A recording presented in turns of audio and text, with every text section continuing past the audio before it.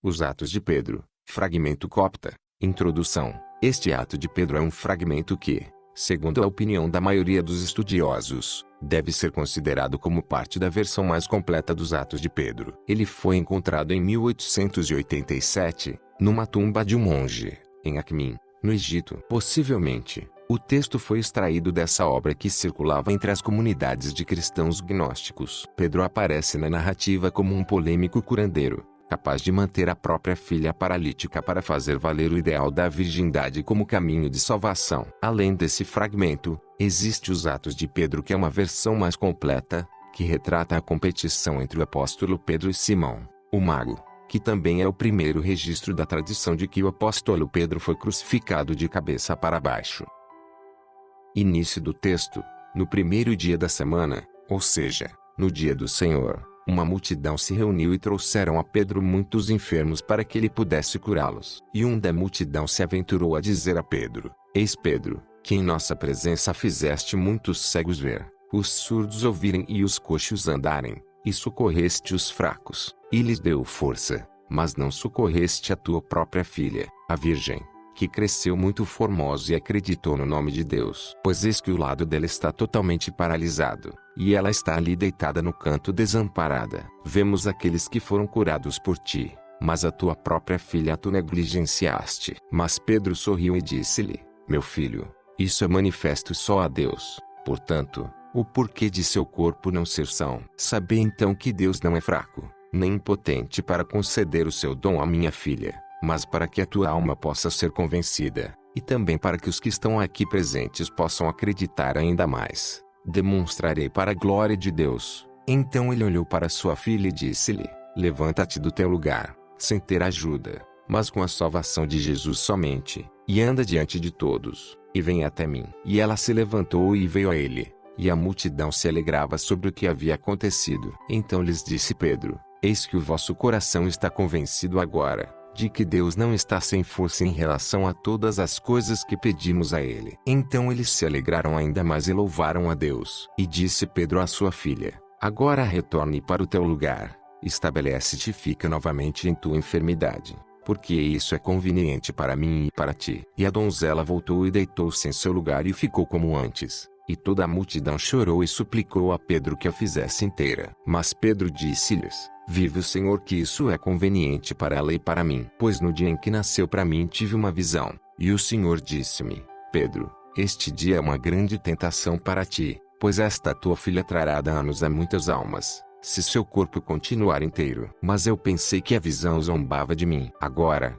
quando a donzela tinha 10 anos, uma pedra de tropeço foi preparada para muitos em razão dela. E um homem muito rico, chamado Ptolemaeus, quando viu a donzela tomar banho com sua mãe, mandou um pedido para tomá-la por esposa, mas sua mãe não consentiu. E ele enviou muitas vezes o pedido para ela, e insistiu por muito tempo e já não podia mais esperar. Aqui uma folha do texto é perdida. O sentido, no entanto, não é difícil de suprir. Agostinho fala, citando Atos Apócrifos, de uma filha de Pedro paralisada com a oração de seu pai. Ptolemaeus, incapaz de ganhar a donzela por meios justos, vem e a leva embora. Pedro fica sabendo do sequestro, e ora a Deus para protegê-la. Sua oração é ouvida. Ela é atingida por paralisia em um lado do corpo. Em seguida, o texto é retomado. Os servos de Ptolemaeus trouxeram a donzela de volta e a deitaram diante da porta da casa e partiram. Mas quando percebi isso,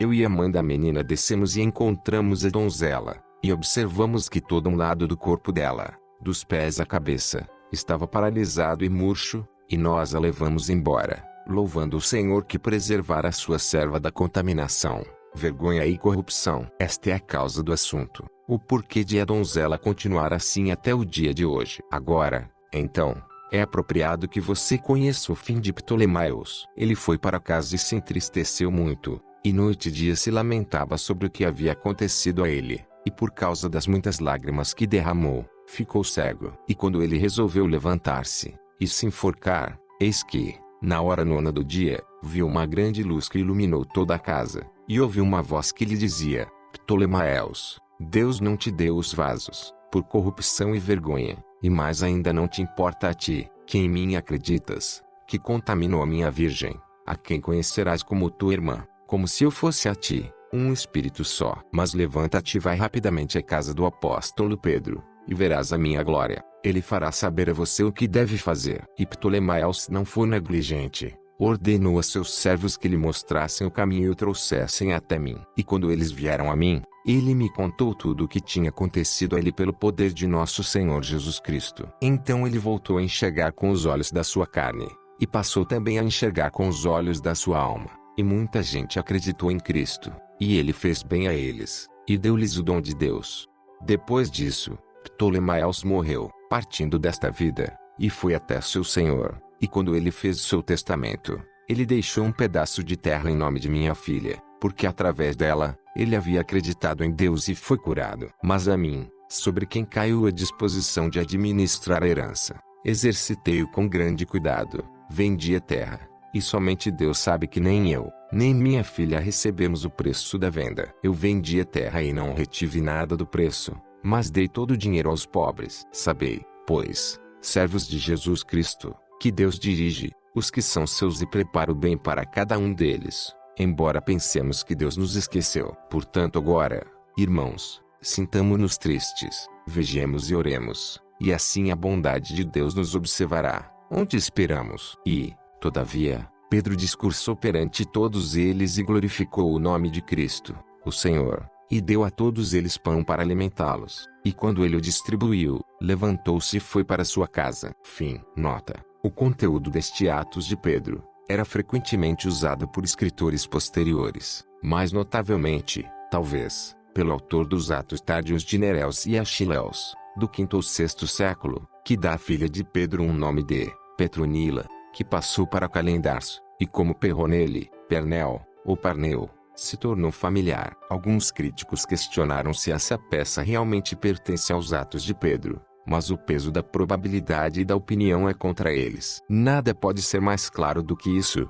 É um extrato de um livro maior, e que é antigo. O manuscrito pode ser do IV século. Além disso, Agostinho, ao lidar com os Atos Apócrifos, alude à história contida nele. Que outro grande livro de data antiga que lida com os feitos de Pedro?